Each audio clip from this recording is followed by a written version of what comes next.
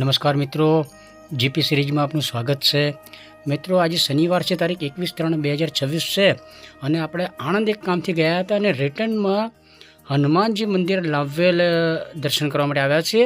આજે શનિવાર છે અને તમે જુઓ ભારે ભીડ અહીંયા અત્યારે દેખાઈ રહી છે, એટલે આપણે શનિવાર છે તો દાદાના દર્શન કરીએ છીએ ને સાંજની આરતી સાયમ આરતી હમણાં જ પૂર્ણ થઈ છે અને અત્યારે દાદાના બધા ભજનો અને સ્તુતિ અને એ બધું કાર્યક્રમ અત્યારે ચાલુ છે અને બધા જો સેંકડોની સંખ્યામાં બધા શ્રદ્ધાળુઓ ત્યાં દર્શન કરવા માટે ઉમટ્યા છે।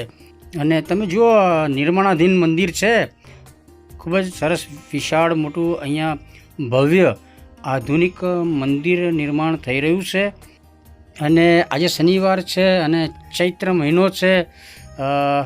સરસ ભવ્ય મંદિર નિર્માણનું આપણે આ થોડું શૂટ કરી લીધું છે। સંધ્યા સમય છે, સાંજનો સમય છે અને સાયમ આરતી સંધ્યા આરતી અત્યારે હમણાં જ પૂર્ણ થઈ છે અને અત્યારે સ્તુતિ વંદના એ બધો કાર્યક્રમ ચાલે છે। મંદિર નિર્માણનું આ થોડું કવરેજ કર્યું છે અને જૂનું મંદિર હતું એનું પણ આપણે સરસ વિડીયો બ્લોગ શેર કરેલા છે। તમે જુઓ સેંકડોની સંખ્યામાં મેદાનની અંદર શ્રદ્ધાળુઓ બધા દાદાની સ્તુતિ કરી રહ્યા છે, હનુમાન દાદાની આરાધના કરી રહ્યા છે।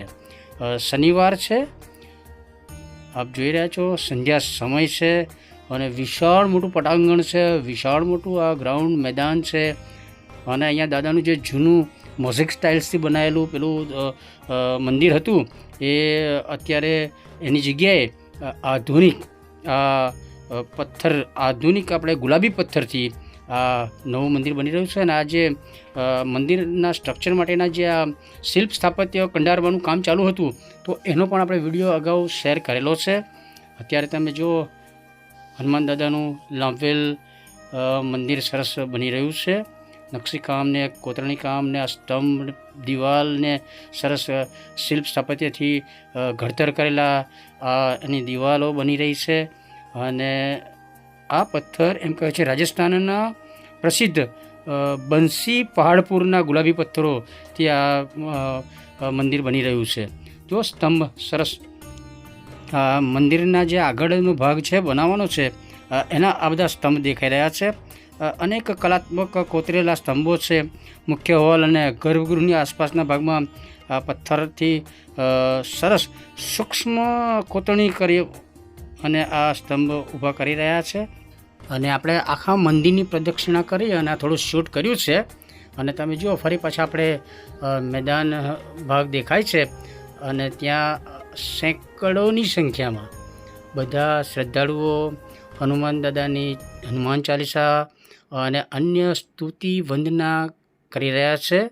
શનિવાર છે અને આ વિસ્તારનું આ મોટું હનુમાનજીનું મંદિર છે। આપણે સાળંગપુરમાં કષ્ટભંજક દેવનું જે સરસ મંદિર છે, ખૂબ જ નામાંકિત છે અને એવું જ આણંદ પંથકમાં આ લાવેલ હનુમાનજીનું મંદિર છે એની કીર્તિ છે। અહીંયા હજારોની સંખ્યામાં શ્રદ્ધાળુઓ દર્શનાર્થે આવે છે। તમે જુઓ સેંકડોની સંખ્યામાં અત્યારે આરાધના કરી રહેલા શ્રદ્ધાળુઓ દેખાય છે અને સંધ્યા સમય છે। તમે જુઓ ભવ્ય મંદિર નિર્માણ થઈ રહ્યું છે, લાલ પથ્થરથી કોતરણી કરી અને આ એક આધુનિક સરસ લેટેસ્ટ મંદિરનું નિર્માણ થઈ રહ્યું છે। મિત્રો, આ મંદિર જે છે એ લગભગ 500 વર્ષ પૂર્ણ થવાના આરે છે અને લગભગ 2023માં આ મંદિરનો ભવ્ય જીર્ણોદ્ધાર કરવાનું નક્કી કરવામાં આવ્યું હતું અને એટલે હનુમાનજીના જન્મસ્થળ છે એની ઉર્જા અહીંના ભક્તોને મળી રહે એવા પવિત્ર હેતુથી જે હનુમાનજીનું જન્મસ્થાન છે જે કર્ણાટકના અંજનેય પર્વત ઉપર એમનું જન્મસ્થાન હતું અને ત્યાંથી એક વિશાળ શિલા પથ્થર લાવેલ મંદિરમાં લાવવામાં આવ્યો છે અને એનો હેતુ પહાડની શિલા જે અહીં લાવ્યા છે એનો ઉદ્દેશ્ય એવો છે કે અંજનેય પર્વતની દિવ્ય ઉર્જાનો અહેસાસ આપણને અહીંયા થાય। એટલા માટે કર્ણાટકના હમ્પી એટલે કિષ્કિંધા ક્ષેત્ર કહેવામાં આવે છે, ત્યાં જે અંજનેય પર્વત આવેલો છે ત્યાં અહીંયાથી પૂજારીઓ ગયા હતા અને ત્યાંથી એક પવિત્ર શિલા અંજનેય પહાડ પરથી પવિત્ર શિલા આપણા લાવેલ ખાતે લાવવામાં આવી હતી અને એ શિલા એ અંજનેય પહાડ ઉપરથી વિધિવત રીતે લેવામાં આવી હતી અને ત્યાં પણ શિલાનું પૂજન કરવામાં આવ્યું હતું. પ્રાપ્ત માહિતી પ્રમાણે 10 જાન્યુઆરી 2021ના રોજ કર્ણાટકના તત્કાલિક રાજ્યપાલ આપણા ગુજરાતના મંત્રી હતા વજુભાઈ વાળા, એમના હસ્તે ત્યાં શિલાનું પૂજન કરવામાં આવ્યું હતું અને એ શિલા નડિયાદ લાવવામાં આવી હતી.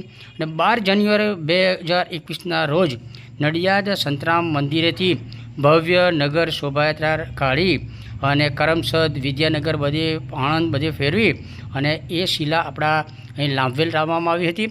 એટલે હનુમાનજીનું જન્મસ્થાન છે એ પહાડ અંજની પહાડ કિષ્કિંધા ક્ષેત્ર છે, ત્યાંથી એ શિલા એ પહાડની શિલા અહીંયા મંદિરમાં સ્થાપિત કરવામાં આવશે.